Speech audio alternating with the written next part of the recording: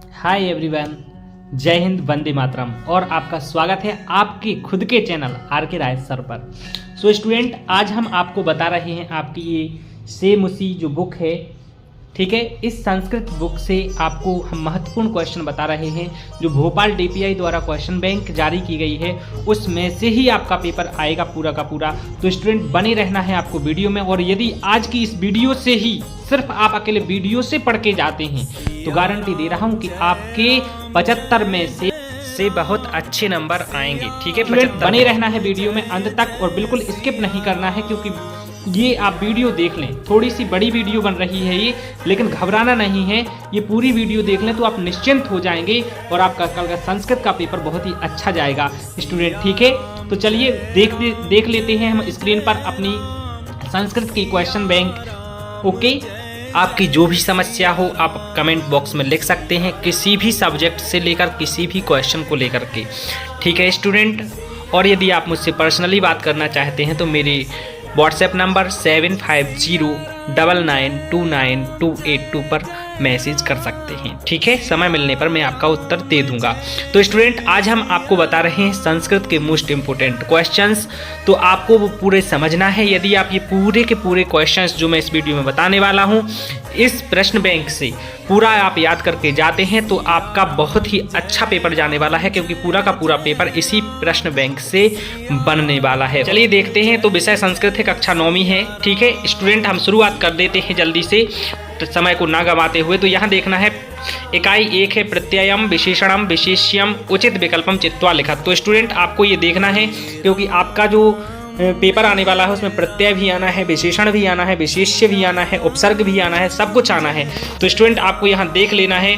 आपका जो क्वेश्चन है, पहला क्वेश्चन है हसन इत्यस्मिन् पदे प्रत्यय अस्ति। तो हसन जिसमें न है हलंत है तो उसमें सत्री प्रत्यय होता है। पठित्वा इत्यस्मिन् पदे प्रत्यय अस्ति। तो पठित्वा जिसमें त्वा होता है उसमें त्वा प्रत्यय होता है स्टूडेंट। ये दूसरा वाला विहाय जिसमें या आता है उसमें लेप होता है, आपको याद रखना है, ठीक है स्टूडेंट। तो आपको ये थोड़ा सा याद रख लेना, जिसमें तुम आता है लास्ट में उसमें तुमुन प्रत्यय होता है, तो इसमें तुम आया है तो इसमें तुमुन प्रत्यय हो जाएगा।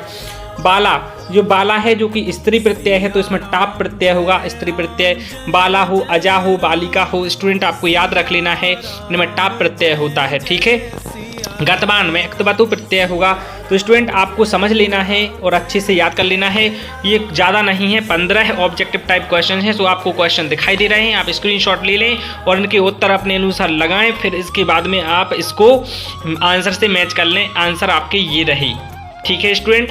तो देख लीजिए आपके आंसर ये हैं, आपको मिला लेना है, ज़्यादा नहीं है क्वेश्चन, 15 हैं तो 15 आप याद कर सकते हैं। और ऑब्जेक्टिव हैं तो आपको ऑब्जेक्ट में देखने को मिल जाएंगे पेपर में, ठीक है स्टूडेंट। चलिए हम आगे देख लेते हैं।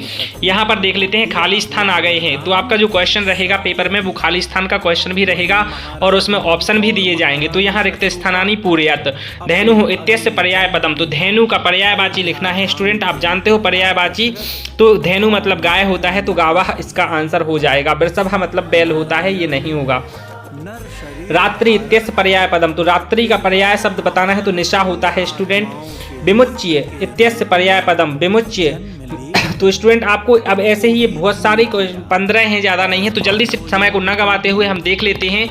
यहाँ पर आपको देख लेना है, ये आंसर हैं। आपको स्क्रीनशॉट लेकर के या वीडियो को पॉज करके देख लेना है, ठीक है। और इसके आपको मिल जाएंगे आंसर, फिर आपको मिला लेना है कि आपके सही हैं कि नहीं हैं, ठीक है स्टूडेंट। तो देख लेते हैं हम आगे। और हमारा तीसरा जो है वो है मैचिंग का, जोड़ी, ठीक है। तो जोड़ी बनानी है, आपको सही जोड़ी बनानी है। तो आपको देख लेना है यहाँ क्वेश्चन और समझ लेना है और फिर आपको जोड़ी के उत्तर देख लेना है, ठीक है। तो रामस्य है, फलानाम है, लतायी है, ठीक है। तो इसके आपको उत्तर यहाँ पे दिए गए हैं, आपको खुद करना है, फिर मैच करना है। और आप यदि ये पूरे याद करके जाते हैं तो आपको 100% आपके क्वेश्चंस पेपर में फंसने वाले हैं स्टूडेंट, ठीक है। तो आपको बोर नहीं होना है, अच्छे से वीडियो को देखते रहना है अंत तक। यदि आप इसी वीडियो से पढ़ के जाते हैं तो आपका पूरा पेपर बहुत अच्छा जाने वाला है, क्योंकि पेपर में इसी में से आते हैं क्वेश्चन और ये मोस्ट इंपोर्टेंट क्वेश्चंस भी हैं, ठीक है। आप विश्वास कीजिए आपका पेपर बहुत अच्छा जाएगा यदि आप इससे पढ़ के जाते हैं तो, ठीक है। अब इकाई 4th आ गई है यहाँ पे, धातु रूपाणी संधि एक वाक्येन उत्तरत, ठीक है। तो स्टूडेंट आपको समझना है, पठ धातु लृट लकार उत्तम पुरुषस्य एक वचनस्य रूपम किम अस्ति। तो आपको ये समझना है पठ धातु का लिट लकार में, लिट लकार मतलब भविष्य काल में उत्तम पुरुष का देखना है और एक वचन देखना है। तो आपको देखना है पठिष्यामि, इसका उत्तर हो जाएगा स्टूडेंट। तो ऐसे आपको उत्तर इस 15 ये हैं, ज़्यादा नहीं है। आपको देखो यहाँ पठिष्यामि लिखना है, ये थोड़ा सा वदिष्यामि लिखा है, इसमें आपको कन्फ्यूज नहीं होना है, इसका आंसर पठिष्यामि होगा।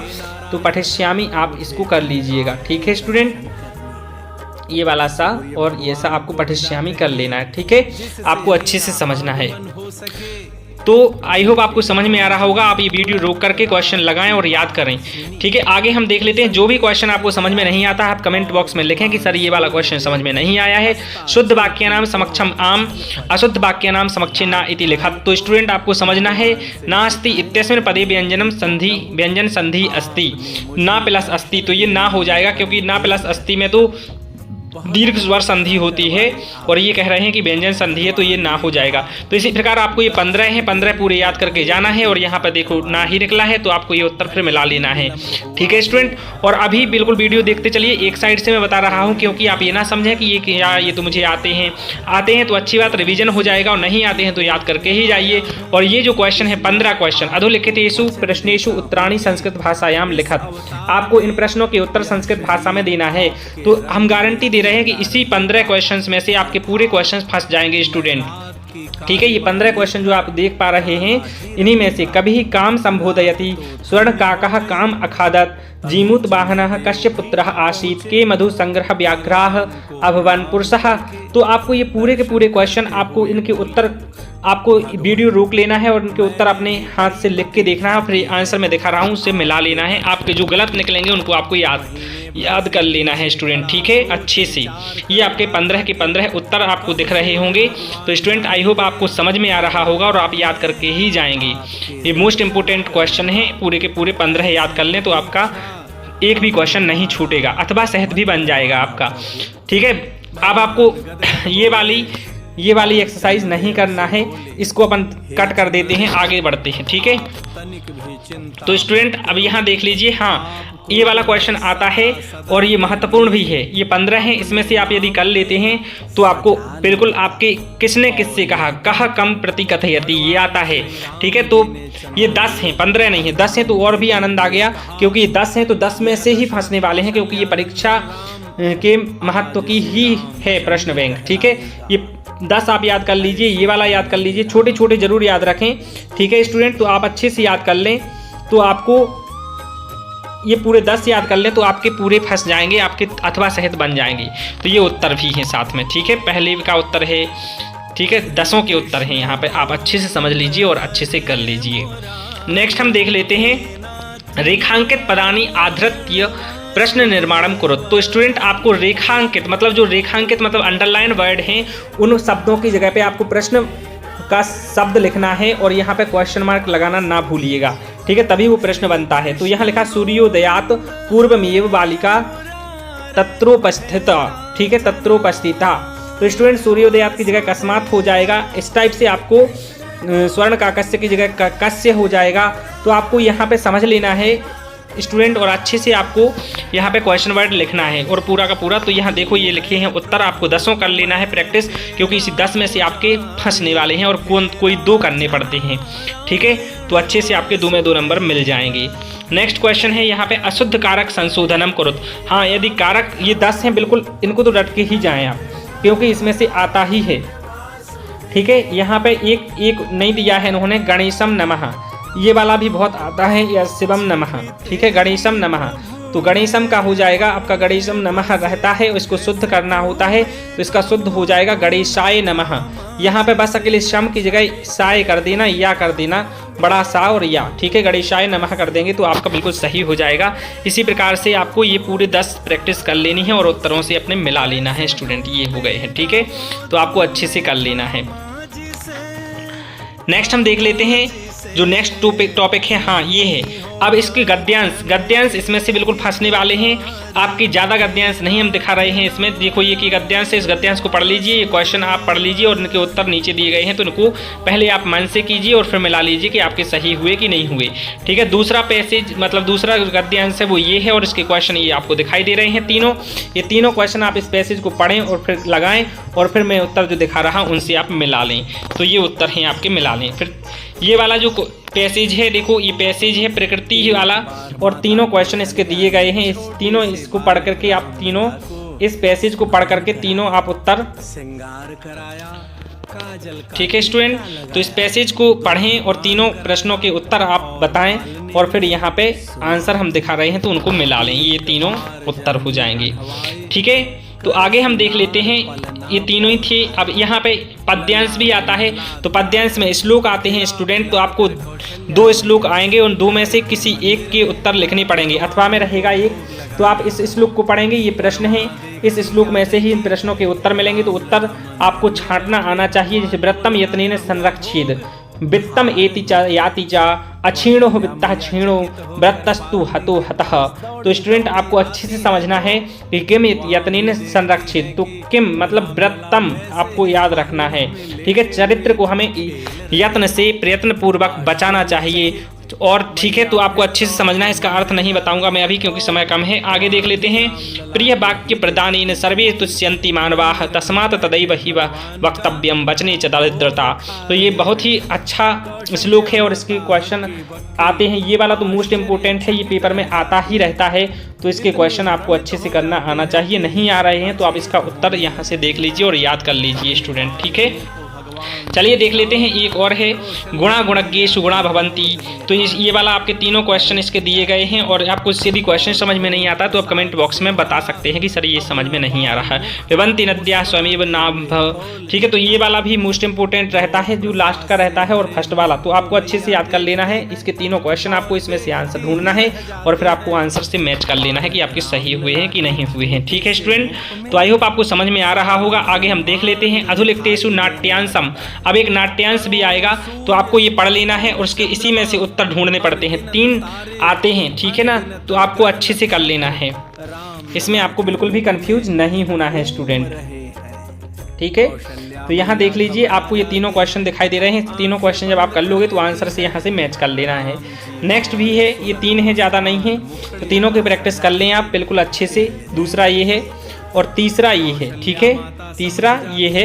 ये तीनों क्वेश्चन दिख रहे हैं, इसके तीनों के आंसर ये हैं, और ये चौथा भी करना हो तो कर लीजिएगा, नहीं तो इसको हटा दीजिए। ठीक है, नेक्स्ट अब खाली स्थान। ये वाले खाली स्थान हमें नहीं करना है क्योंकि ये वाले हम पहले देख चुके हैं खाली स्थान। ठीक है स्टूडेंट, तो यहाँ देख लेते हैं हम अगली चीज़। हाँ ये है, ठीक है, आपको 4 श्लोक याद करके जाना है अपनी सैमुसी बुक से संस्कृत की, क्योंकि 2 श्लोक तो उस पेपर में आएंगे ही, और 2 आपको वो लिखना है श्लोक जो नहीं आएंगे पेपर में, क्योंकि इसके नंबर कट जाते हैं यदि आप पेपर में के ही श्लोक लिख देते हैं तो आपको वो श्लोक नहीं लिखना है, आपको वो श्लोक लिखना है जो पेपर में नहीं है। ठीक है, तो आपके नंबर बिल्कुल सुरक्षित रहेंगे स्टूडेंट। अब हम देख लेते हैं यहाँ पर ये अवकाश। हाँ, यहाँ पर ये एक पत्र लिखने को आएगा। पत्र मतलब एप्लीकेशन। तो आपको इनमें से ज़्यादा टेंशन नहीं लेना है, इनमें से भी आ सकता है, लेकिन आपको एक ही प्रश्न पत्र जो मैं कक्षा 9वीं में पढ़ता था, 8वीं में भी मैंने सीखा, 6वीं से लेकर मैंने संस्कृत में अवकाशार्थम प्रार्थना पत्रम, और वो 6वीं से लेकर 10वीं तक मैंने वही प्रार्थना पत्र लिखा। मेरी हर एक कक्षा की परीक्षा में वही आया और आज तक वही आता रहता है। तो अवकाशार्थम प्रार्थना पत्रम आपको लिखना है स्टूडेंट। बस ये ध्यान रखना कि कितने दिन के लिए आया है पेपर में, तो वो आपको उतने दिन मेंशन करना पड़ेगा। 5 दिवसानाम, 2 दिवसानाम, 3 दिवसानाम, तो जितने दिवस के लिए आया होगा उतने दिवस के लिए अवकाशार्थम प्रार्थना पत्रम आप याद कर लें, बिल्कुल 100% वही आ सकता है पेपर में। ठीक है, नेक्स्ट हम देख लेते हैं। एक अपठित गद्यांश भी आएगा, तो ये अपन को देख लेना। वो तो अपठित आता है, वो कभी मतलब ऐसा। और निबंध की हम बात करते हैं, तो निबंध आपको संस्कृत भाषा का याद कर लेना है, महाकवि कालिदास का कर लेना है, अस्माकम देश का कर लेना है। तो आप यदि संस्कृत भाषा का ही कर लेते हैं तो यही मोस्ट इम्पोर्टेंट है, आपका फंस जाएगा। और नहीं तो आप सबसे पहले तो संस्कृत भाषा का ही याद कर लें, लिख कर देख लें, कोई गलती नहीं होना चाहिए। और उसके बाद आपके पास समय बचता है तो आप महाकवि कालिदास का भी कर लें। तो स्टूडेंट्स, ये थे हमारे मोस्ट इंपोर्टेंट क्वेश्चन। यदि आप ये पूरी वीडियो का कर लेते हैं तो हम गारंटी देते हैं कि आपका पेपर संस्कृत का बहुत ही अच्छा चला जाएगा। चलिए मिलते हैं नेक्स्ट वीडियो में सामाजिक विज्ञान के मोस्ट इंपोर्टेंट क्वेश्चंस के साथ। तब तक के लिए जय हिंद, वंदे मातरम स्टूडेंट।